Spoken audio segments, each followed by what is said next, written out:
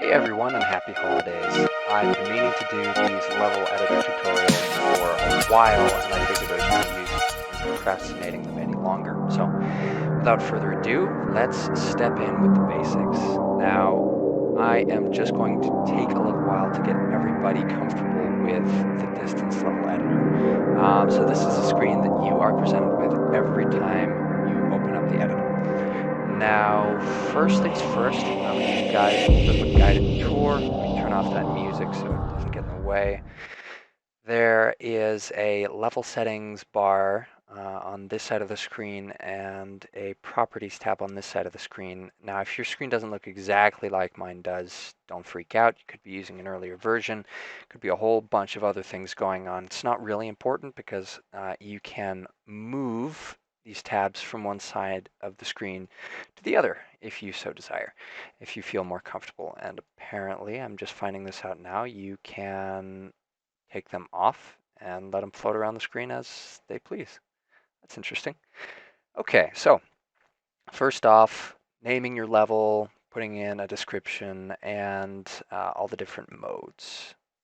So first step is to name your level. And the second step is to put in a description, which can be anything you want.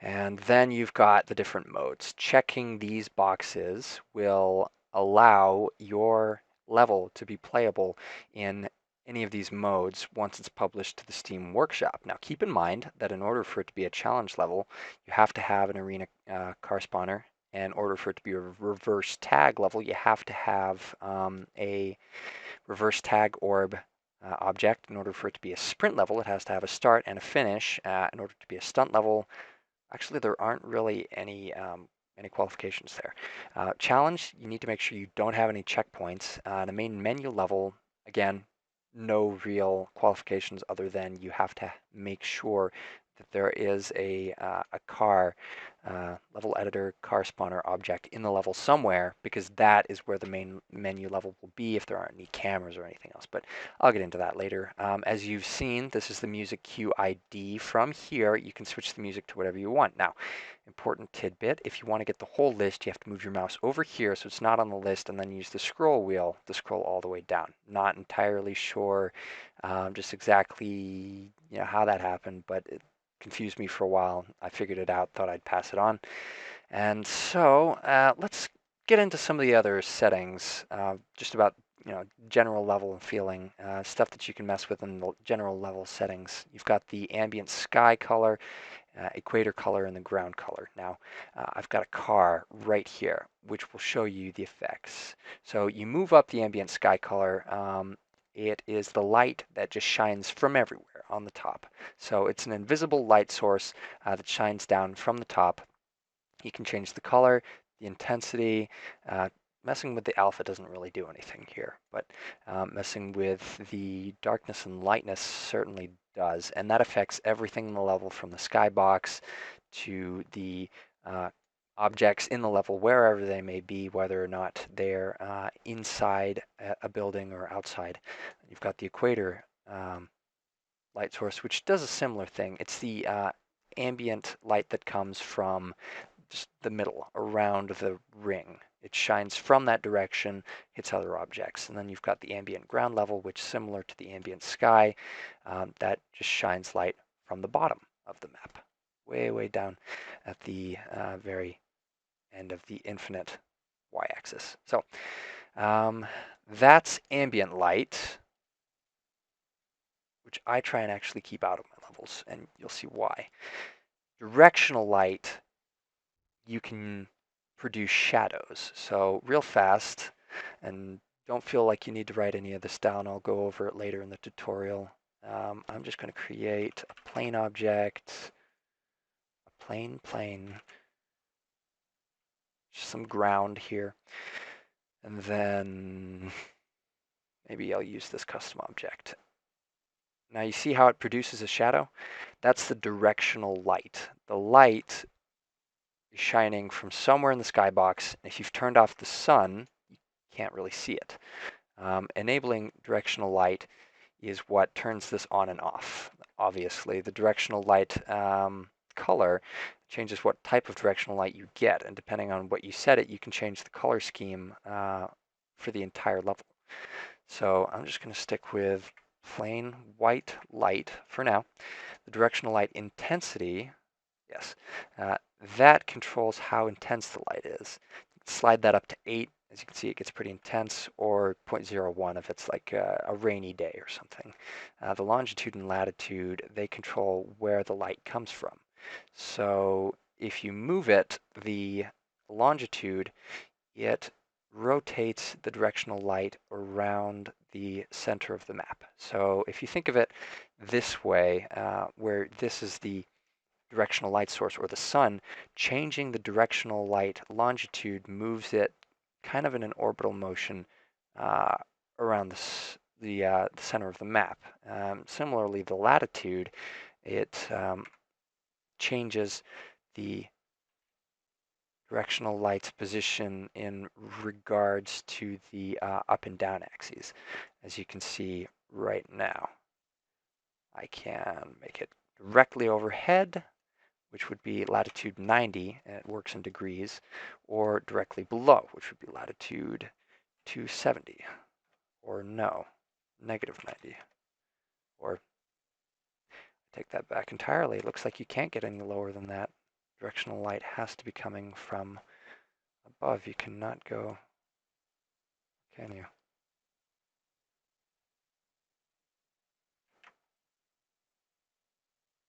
Okay, now I'm really confused. Let me just find this out for myself. Oh, yes, looks like you can set the directional light to go underneath. So anyways, if you want to see where the directional light is coming from, you can turn on the sun. And that makes this little guy in the skybox, which you can just turn on and off. You don't have to have a sun to have directional light, but if you're making a nature-themed map or a map in which a sun would make sense, it helps. You can also enable and disable shadows, which is kind of a cool feature, which basically toggle collisions for the directional light. If the directional light collides with an object, then it doesn't cast light on whatever's in the after comes after the object that got in its way. As you can kind of see here, don't know why I'm explaining this. Everybody knows how shadows work. Sun shafts. Honestly, not entirely sure what this one does. Going to be open about my ignorance here. If anybody else has any idea, feel free to leave it in the comments. I've never really played with it or found out what it does, and it's never really given like a visible effect to the levels that I make. So moving on, you can customize the sun size and the sun brightness. So the size really affects this part of the sun right here. The brightness affects the surrounding like halo, as well as the internal part. It's kind of a gradient, a circular gradient that starts right in the middle and illuminates the solid part. And you can turn that up really, really high, do some fun stuff with that. But it doesn't actually affect the intensity of the directional light, just the sun. So stars, again, pretty obvious.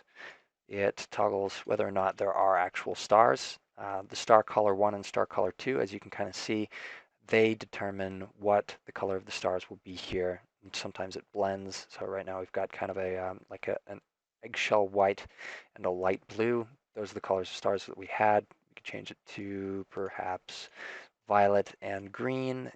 See, it turns out a little bit differently. Some cases the stars are just less visible because of the color of the skybox, which I will get to in just a minute. I'm going to leave the stars like this for now. The star variation, that's just the amount of variety you get in your stars. You set that to 0, as you can see, the entire skybox becomes kind of homogeneous, like there's a set map of stars. You set the variety or the variation to a higher number, it changes the difference in brightness. Star brightness, again, pretty obvious, just changes the maximum brightness and dimness, I suppose, of the stars. Star glow, that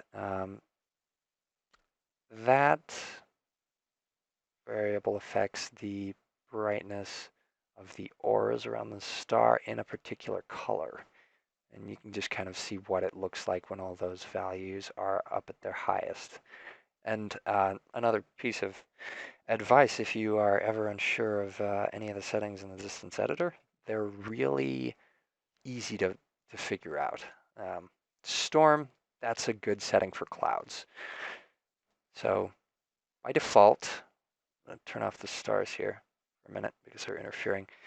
By default, storm just sets up some white moving clouds, but you can increase the density, which increases their coverage of the skybox, and also how dense they are in the middle. The cutoff is how, I want to say how contained they are. The lower you set this variable, the more solid the clouds look. The higher you set it, kind of the foggier it gets, if that makes sense. The motion, that affects the speed. And the phase, that you can use to just scale back and forth if you have the motion set to 0. You can change the position of the clouds if you want it to look a specific way and kind of design your perfect cloudy sky. All right, more on the stars here. If you wanted to increase contrast with any other objects in the skybox, you can mess with the skybox colors. Again, pretty obvious. You slide them up and down, it changes the color of the top, middle, and the bottom of the skybox, which, tying into the ambient sky colors and light there, the areas that these settings affect are the same areas that the light shines from. Sky exposure, that's how bright the skybox colors are.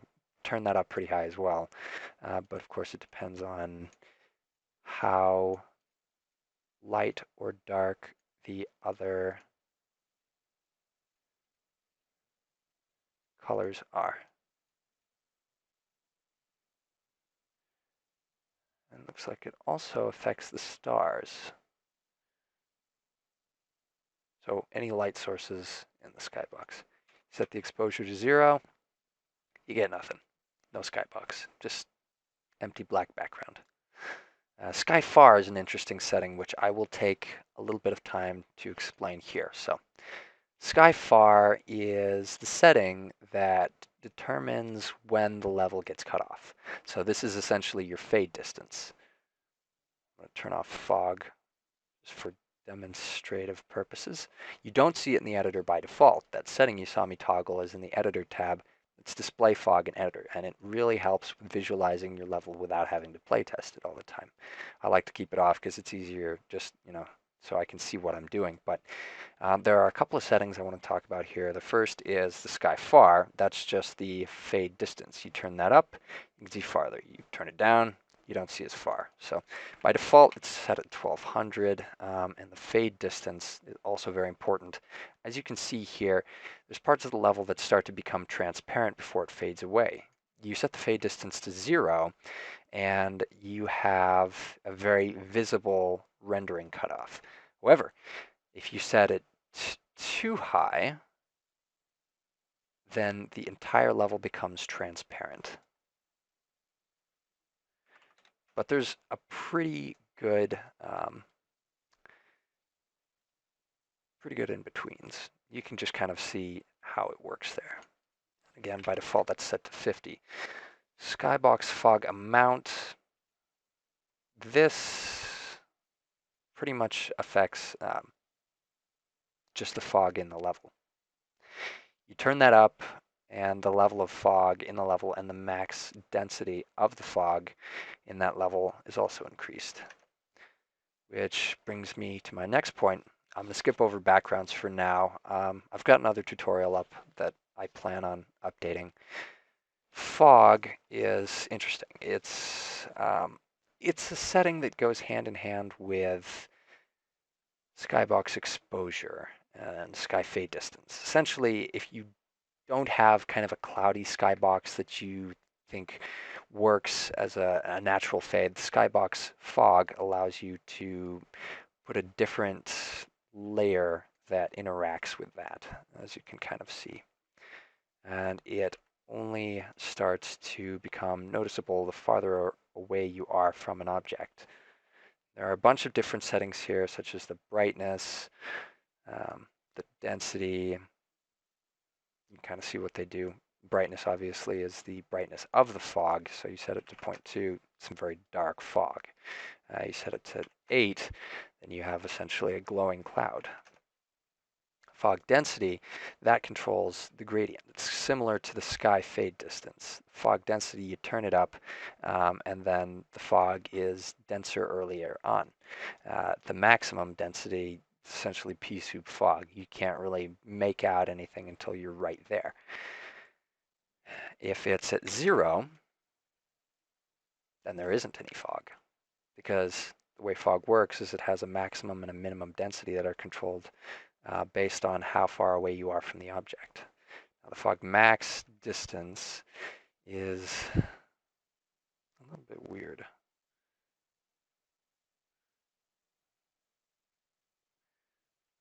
Again, I'm not entirely certain how this setting works, but I figured better make these tutorials now than wait. But, again, as you play with the settings, you kind of get a feel for what they do. And it looks like the greater the distance, the closer the fog is to you. Let's set that at 500. Now, fog near. That controls the size of your little bubble. Turn that down, your bubble gets smaller, you turn it up. The fog gets farther away. Think of it like like an invisible ball that is focused on the player, and it's how far away the fog has to stay from them. Fog bottom, you can control just exactly where height is in a map. So if the fog bottom were to be, say, -5, then you'll see as you get farther away from -5,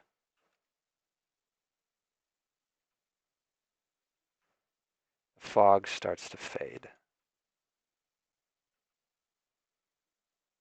Of course, there isn't any actual directional light here. Let me move that out.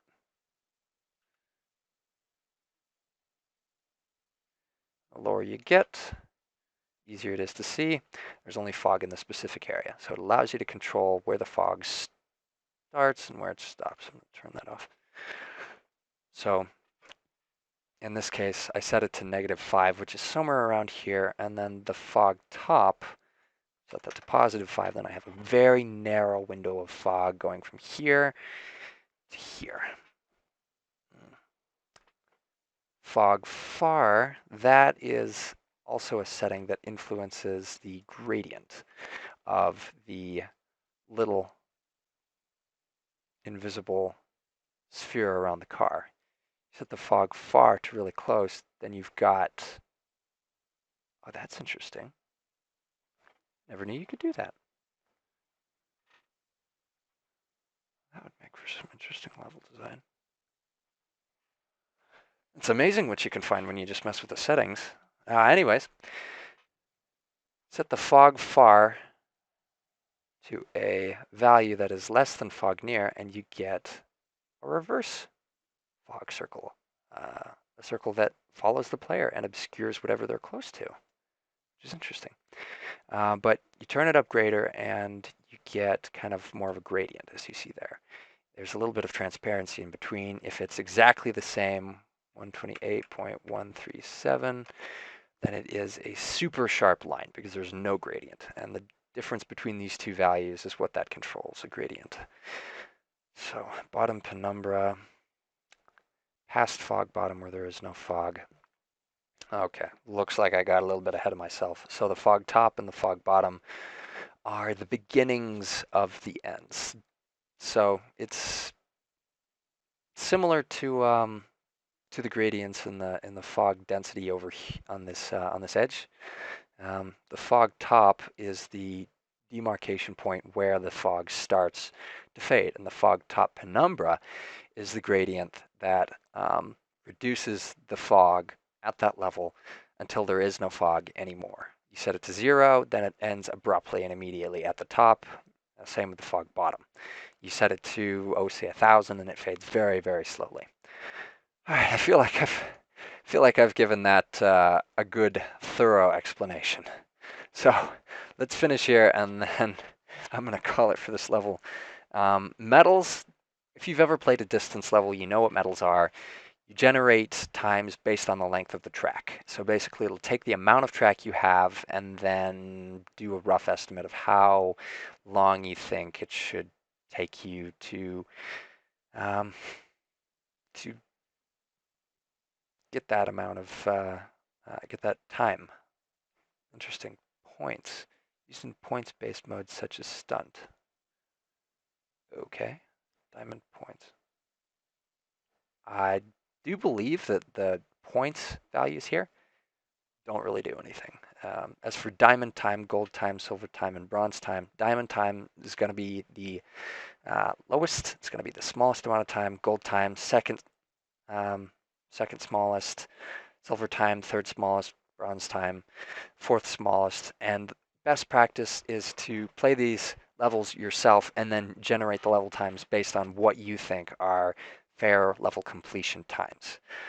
And then you just set them yourself. It's important, though, that you edit it in the same format. So diamond, a time of 3 minutes would look like this instead of just 3, even though it accepted it.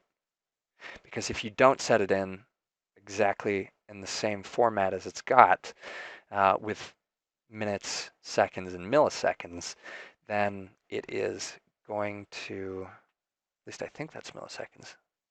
That might be seconds. This might be minutes. That might be hours. So I'm not entirely certain. Let's go ahead and just put a little bit of test track here to generate some metal times.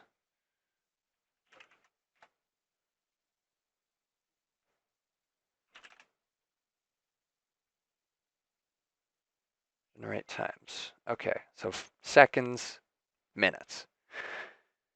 Fantastic. And so it'll automatically generate it just based on how much track there is and the best course of lines to go in the track. If the entire level is on the track, then this is a pretty useful tool to use. If not, like I said, I just play the level yourself and give it some fair times. Also, will automatically generate point values, which I think are only useful in the adventure campaign. Some of these settings don't really do anything for workshop maps. All right, car abilities, pretty self-explanatory. Infinite cooldown turns off the boost meter, meaning you can just boost infinitely or fly infinitely without overheating. Disable flying, turns that off. Jumping, boosting, jet rotations, you can turn these abilities off and on at will. As for difficulty, pretty easy. You just rate the level as far as how difficult you think it is, and that's really all there is for the level settings. All right. I feel like this level has taken long enough, 24 minutes just to explain one bar. So I'm going to call it here, edit it, upload it, and then you let me know if there's anything I missed, what sections I should do next, etc. Thank you all for watching, and I hope you found this informative.